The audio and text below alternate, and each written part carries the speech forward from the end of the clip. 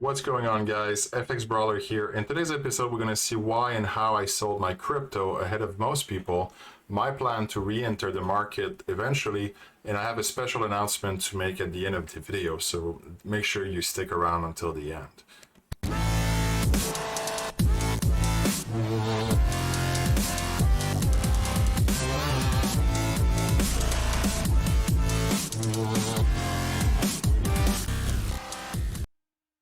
All right, so last week I talked about my Bitcoin position. Well, it was on the 1st of May, I think, that I uploaded my video.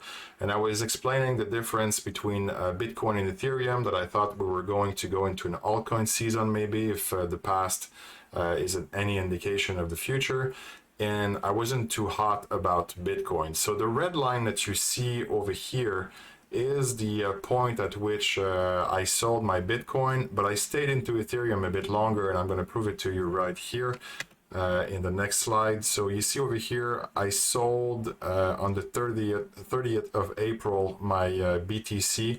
I basically use a closed-end fund to buy and sell my Bitcoin for tax reasons, long story. But basically, this is what I use. So I got out over here on the red line, and at 76.06, and then for Ethereum I held it a bit longer, and you can see here the red square is the day on which I close. This is a 4-hour chart, and this is during the day, and the price that I sold at over here, I use the Q Ether, which is the same as the same company basically, but for Ethereum. And this one I sold on the 11th, and the next day after that there was the infamous Elon Musk tweet about Tesla not going to be accepting Bitcoin anymore for purchasing vehicles and stuff. So perhaps I was lucky, but I want to explain the thought process that I went through. I realize that this is late and it's not actionable intel or anything, and besides, I don't want you to copy me, but I do want you to learn about how I reached that conclusion. So this is what I'm going to talk about today. So the other thing that made me really skittish about my position is that when you look at this this channel here that was kind of expanding slowly, we were seeing that price was really close to the higher resistance line. We were getting really close to that, and we were starting to see an expanding triangle as well, which is a reversal pattern. So all this tickled me. But the other reason was that I remember vividly that in 2017, the transaction cost of transacting in Bitcoin was over $50. And you have to keep in mind that I'm a miner. I've been mining since 2017 or so. And I remember this, and it was the high of the market when Bitcoin was costing $50 per transaction. So that's pretty hefty if you want to buy a coffee with Bitcoin, if you ask me. So I remember it was engraved in my mind. So I keep looking at the fees because since I mine, some Ethereum is deposited into my cold wallets, and then from there, once in a while, when the transaction cost is pretty low, then I go and transfer it to other addresses and stuff. So I remembered that episode. So fast forward in 2021, and you see here on the right side of the screen, you have Bitcoin topping up, and I think it was the 21st of April where Bitcoin really went up in the $60 area for the price of transactions. And soon after, Ethereum was in the $50-$60 range. And it's at that point that I said, okay, that's it. I've seen this before. This is not going to get me again, because what I didn't sell most of my position in 2017 because I was mining, and I knew that it was a bubble. So I didn't want to go in by buying a bunch of it, but I wanted to go in by buying mining equipment because I thought it was a hedge against a downfall. So if ever I wanted to, I could receive some money back by selling the mining equipment that I had purchased. So that was kind of how I played that back in 2017. But to this day, I still mine, and it's still bringing in quite a bit of money. So I try to time the market a bit to exit a bit of positions and then diversify into other stocks. And then if we zoom in a bit, this is maximize. Basically, you can see here that the 9th of May, the 10th and 11th and 12th, we had that really big boost in the Ethereum transaction prices, and that was the what really triggered me to sell my positions.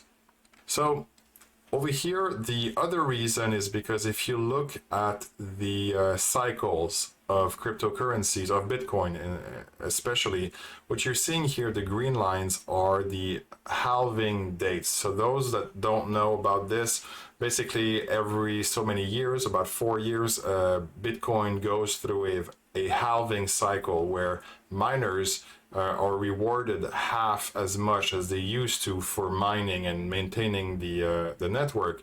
And what this has created historically is an increase in price from that date.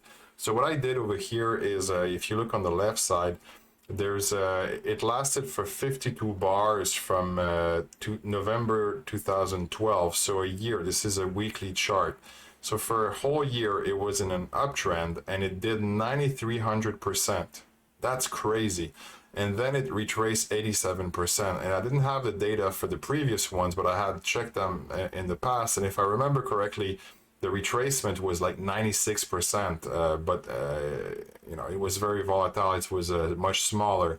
And now, as you see that Bitcoin is moving up in market cap, what's been happening, it seems, is that the percentages have been reducing when we're in an uptrend. So it's getting less and less volatile, even though it is extremely volatile, especially when you trade it with leverage, which I don't recommend, by the way, not for Bitcoin. And then from there, it retraced 84%. And so it was a long time, another 52 bars for the retracement to come in.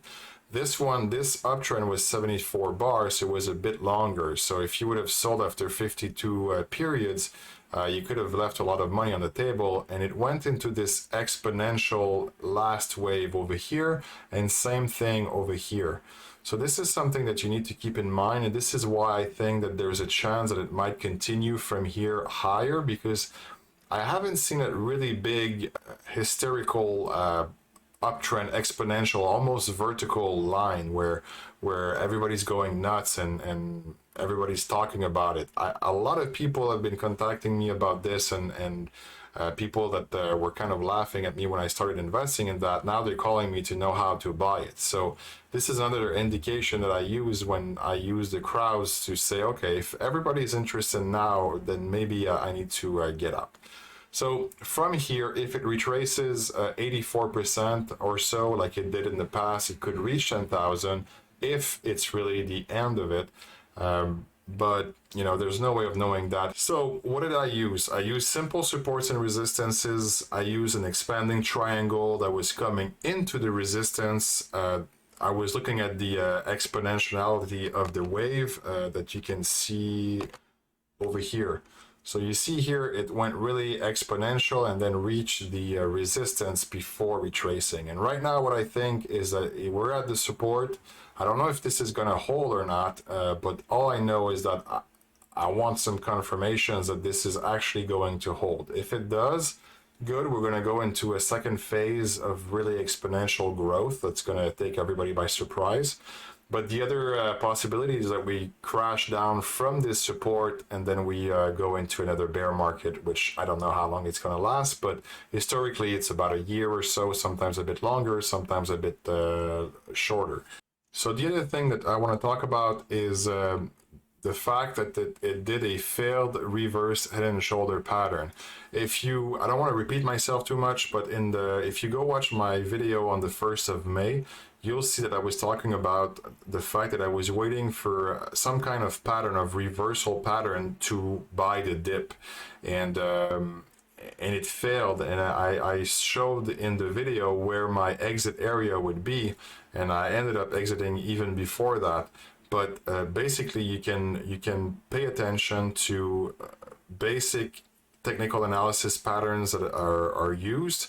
And if they fail, it's another indication that maybe the direction of the market has tipped its hand. So the other thing that I want you to remember is the network activity. When prices are going way high in the fees, then it can be an indication that we're near a high.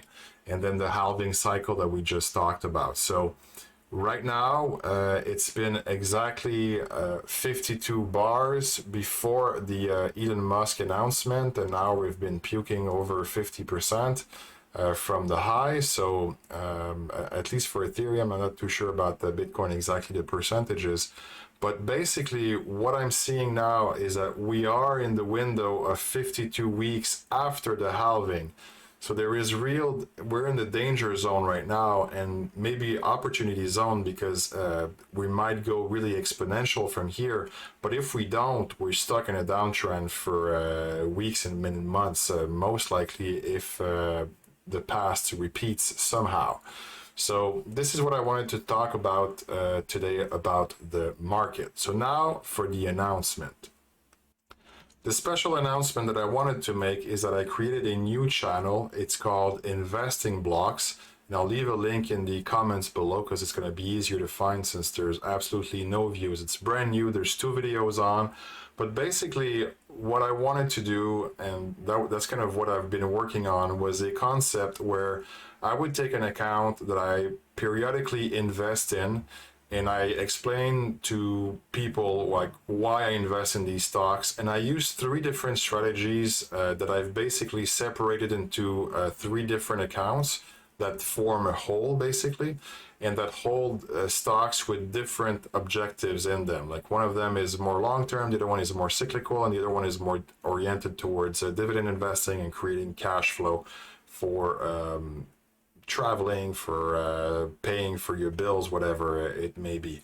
So I recommend that you go check it out and tell me in the comments over there like what you think of it, what you think of the format, because I'm doing this for you guys, so I'll still upload videos about trading, don't worry, but I really wanted to separate trading from investing, because I think everybody that's major and vaccinated, oh, the pun there, is able to invest in their life. I think it's really important to invest early to let the compounding really build up.